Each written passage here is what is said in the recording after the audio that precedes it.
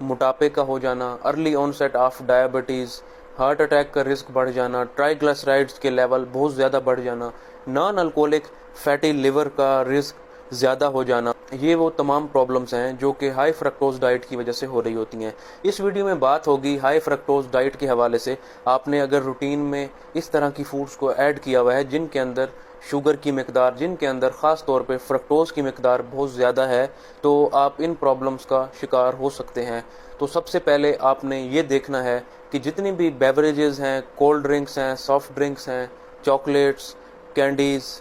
Refined sugar, اس کے علاوہ high fructose کارن syrup, یہ وہ تمام آئٹمز ہیں جن کے اندر فرکٹوز بہت زیادہ مقدار میں پایا جاتا ہے۔ جب آپ اس کی کنزمپشن روٹین میں کرنا شروع ہو جائیں گے تو اس کی وجہ سے بلڈ کے اندر فرکٹوز کا لیول بڑھنا شروع ہو جائے گا۔ اب فرکٹوز ایک وہ واحد کمپاؤنڈ ہے جس کا سارا میٹابولزم لیور کے اندر جا کے ہو رہا ہوتا ہے، باقی کاربس کا